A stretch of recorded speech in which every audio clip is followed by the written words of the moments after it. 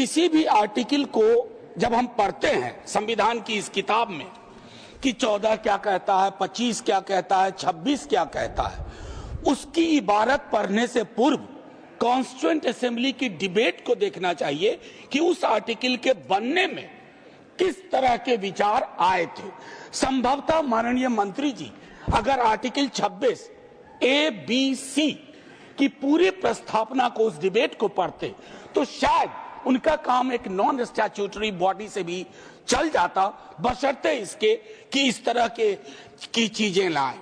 आज के आपके समक्ष जब बोल रहा हूं, मेरे पार्टी के राष्ट्रीय अध्यक्ष एम्स में इलाजरत हैं, लेकिन वो गौर से देख रहे होंगे। कल उनके एक वीडियो को कट करके खूब चलाया गया। सर पूरा संवाद तो देखिए, और अगर उन्हीं को चलाना है तो उनकी तो न्याय, सामाजिक सौहार्द के बारे में इसी पार्लियामेंट में बहुत सारी स्पीचेज हैं, उसको सुना जाए। बहरहाल सर, मैं क्यों कह रहा था आर्टिकल के बनने की बात, होता यूं है सर, यूनिफॉर्म सिविल कोड पे बहुत चर्चा हुई, आर्टिकल 44, लेकिन कहा कि देश का माहौल तकसीम के बाद, पार्टीशन के बाद, बंटवारे के बाद ट्रस्ट डेफिसिट था समुदायों के बीच में, तो उसको सेल्व किया गया, डायरेक्टिव प्रिंसिपल्स में रख दिया गया। जैसे संपत्ति के बंटवारे की बात, आय के असमान वितरण की बात भी डायरेक्टिव प्रिंसिपल्स में आई, 38(2) एंड 39 क्लॉज सी। मैं जानता हूं आज दोनों ही पक्ष आए हैं तैयारियों के साथ, हम गर्दनों के साथ हैं, वो आरियों के साथ। मैं आपके माध्यम से माननीय वाइस चेयरमैन साहब, कोई बात तलखी में नहीं बोलूंगा। किसी को आरी लेकर सदन में प्रवेश करने की अनुमति नहीं है। बिल्कुल सर, आप जिंदाबाद रहें। सर एक चीज, देश का माहौल, और ये मैं गंभीरता, गर्दन लेकर आ सकते हैं जी, आरी लेकर नहीं आ सकते। सर देश का माहौल कैसा है, इस पे एक नजर डाला जाए। गाहे बगाहे इकोनॉमिक बाइकॉट की बात होती है, गाहे बगाहे किसी पुरानी मस्जिद के नीचे कुछ चीजें ढूंढी जाती हैं, गाहे बगाहे प्लेसेस ऑफ वर्शिप एक्ट पे सवाल उठता है। सर इस तरह के माहौल में आपके बिल का कंटेंट और आपके बिल का इंटेंट दोनों सवालिया निशान खड़े करता है। ये महत्वपूर्ण है, चिंता इस बात की नहीं है। अभी चुन के आए हैं, हम भी चुन के आए हैं, लेकिन चुन के आने के बाद बहुमत विजडम की गारंटी नहीं होता है।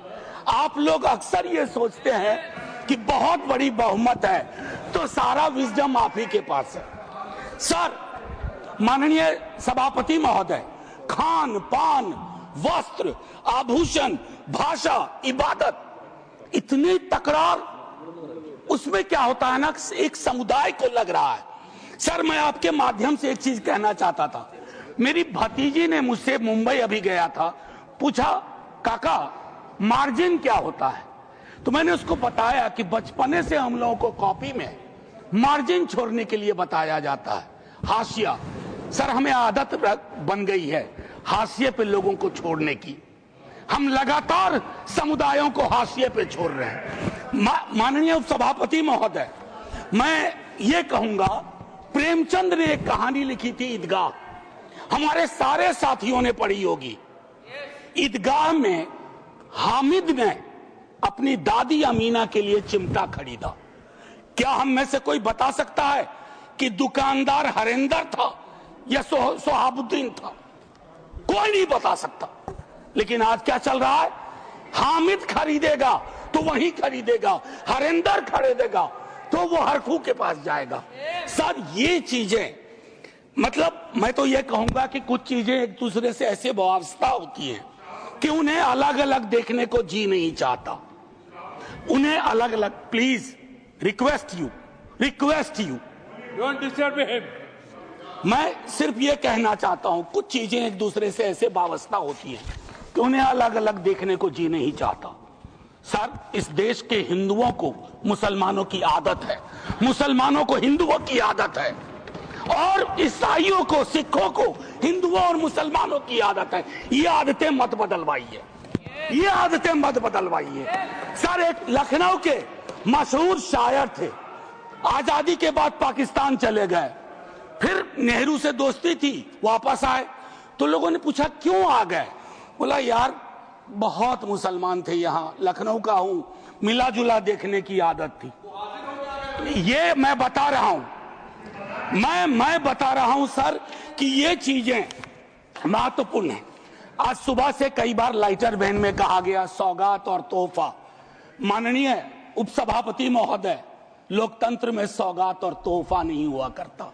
हम राजतंत्र में नहीं हैं। लोकतंत्र में एक एक पाई स्टेट एक्सचेकर की है और एक एक पाई पे एक एक नागरिक का हक है, और उस नागरिक का भी है जो हाशिए पे है, और उस नागरिक का भी है जिसने जानवरों को बंद करके एक प्राइवेट जू खोल लिया है। ये हमें समझना होगा। माननीय उपसभापति महोदय, कल मैं माननीय गृह मंत्री जी को सुन रहा था। माननीय गृह मंत्री जी बहुत अच्छी तरह से जो वक्फ है उसका ओरिजिन बता रहे थे। मैं तैयारी का सोर्स हम लोगों का शायद कुछ तो समान है हमारे में। तो वक्फ जो है अरबिक का शब्द है, वक्फा से निकला, मान लिया, और इसका मतलब है कि रिलीजियस जो पवित्र कोई काम हो, दान हो, धार्मिक काम हो, उसमें इसका इस्तेमाल हो। और अलग अलग लोग इसका प्रोनाउंसिएशन अलग करते हैं, कोई वक्फ बोलता है, कोई वकफ बोलता है। ये अलग अलग धाराएं हैं इस देश की।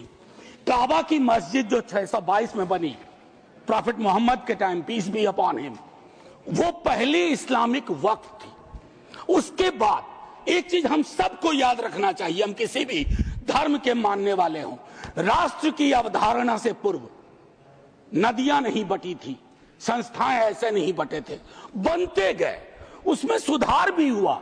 आप पहली बार सुधार नहीं कर रहे हैं, इसमें सुधार आगे भी होगा।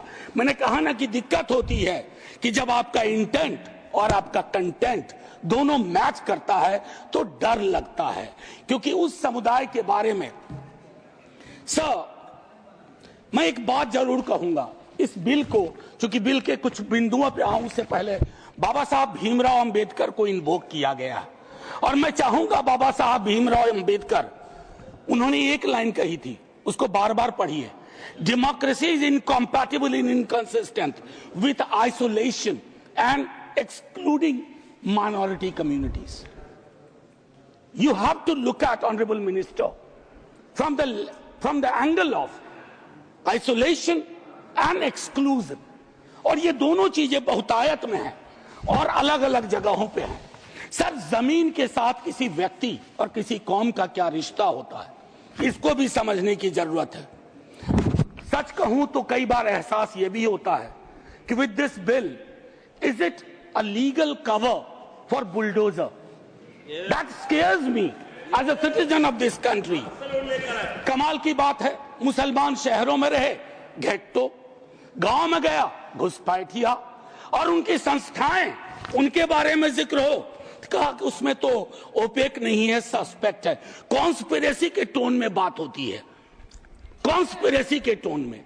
सर, ये उचित नहीं है। आज ही आप ही के सदस्य कहते हैं, राधा मोहन जी, कि 20 करोड़ मुसलमान। सर, अगर एक घर में एक सदस्य मुसलमान है, क्या आप उसको एलिनेट होने दीजिएगा या उसको जोड़ के रखिएगा? उसकी शिकायतों को और उनसे जो शिकायतें हैं वो कैसे दूर होंगी? बैठ करके दूर होंगी।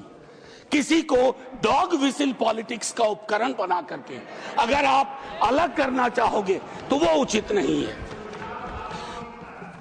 माननीय उपसभापति महोदय, आपने कहा, मेरे कई सदस्यों ने कहा, नॉन मुस्लिम्स को, मैं तो बड़ा तारीफ करूंगा, खड़ा हो जाऊंगा पक्ष में, अगर इतना सेक्युलर मिजाज इस देश का कर दीजिए कि हर धर्म के संस्थाओं में दूसरे धर्म के लोग हों। इस्लामिक कम्युनिटी में डालिए तो हिंदू में डालिए, सिखों में डालिए, क्रिश्चियंस में डालिए, तब न बात होगी। या सिर्फ तय कर लिया कि सारे प्रयोग या सारा संयोग मुसलमानों को लेकर के होगा? ये उचित नहीं है माननीय उपसभापति महोदय। इसमें क्या है, मैं दूसरी चीज कहूंगा कि संपत्ति वक्फ की है, अतिक्रमण के पंजीकरण के संदर्भ में मेरे संजय जी कह चुके हैं, आपकी खुद की एफिडेविट है कि कितना डिजिटलाइज हो गया है, कितना इंक्रोचमेंट हुआ। एक छोटी सी बात कहूंगा कि एक बहुत बेहतर चीज आपने कही थी और मैंने नोट किया था सर, एक कायदे से, सॉरी, नहीं ढूंढने में जो समय लगेगा, नहीं सर, नहीं मिल गया सर, वो एक्चुअली एक मिनट सुनो सही सर, सुनो, ढूंढने में जो समय लगेगा उतना अतिरिक्त समय आपको मिलेगा। Thank you sir.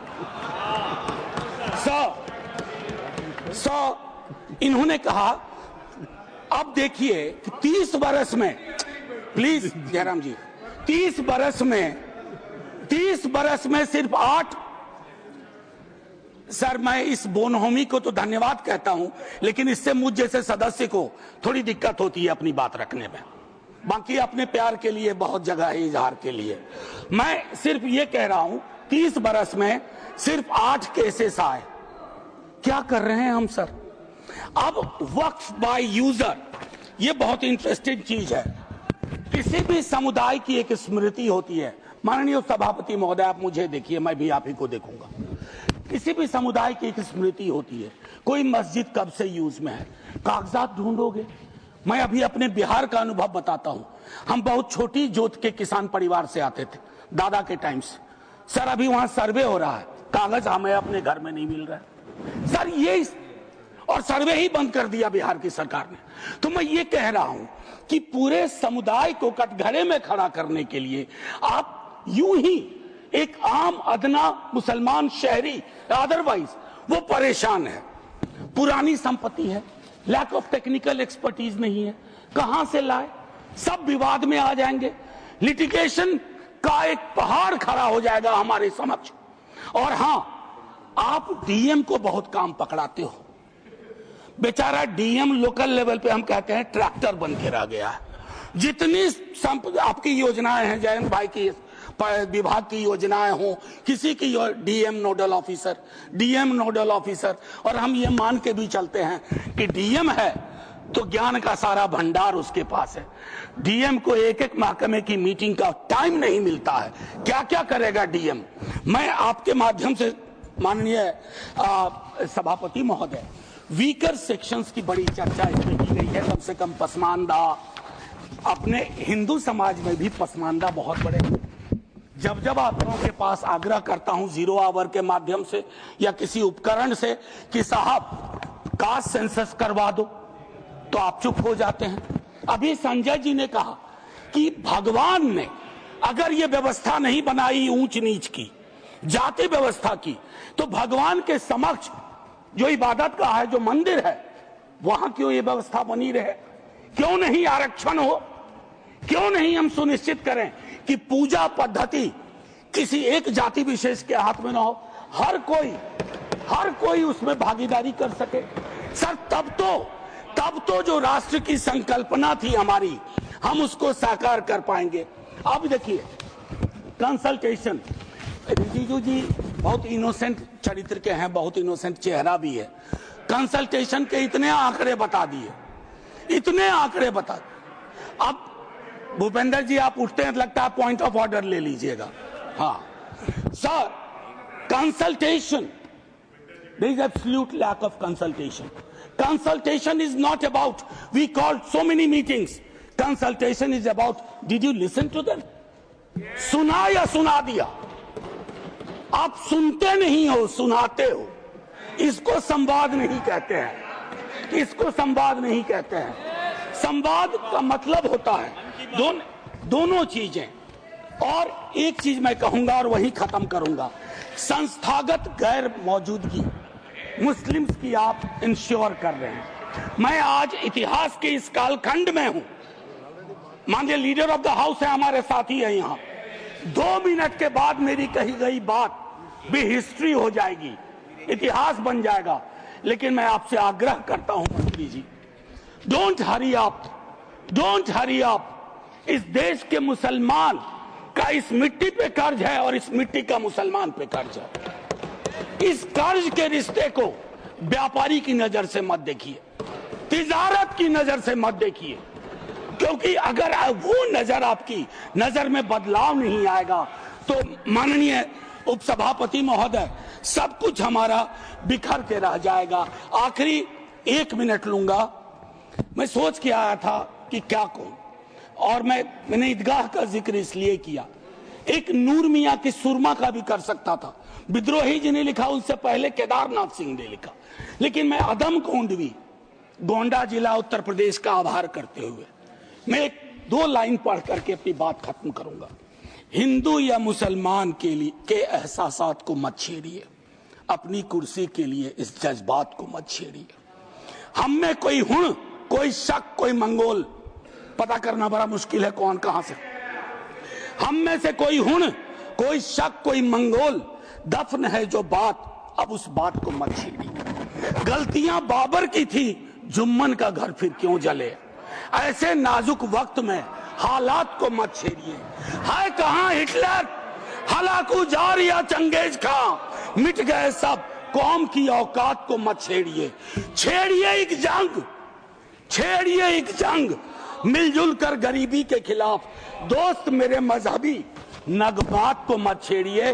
हाथ जोड़ के कहता हूं सर, इसको फिर से कंसल्टेशन के लिए भेजिए और एग्जीक्यूटिव के डिसीजन को कमतर करिए, एग्जीक्यूटिव के डिसीजन को, इन्फ्लुएंस को कमतर करिए।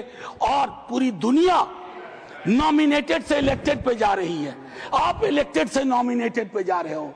नॉमिनेटेड लोग बड़े खतरनाक होते हैं, ध्यान रखना सर। जय हिंद सर। एकदम बेजोड़ बात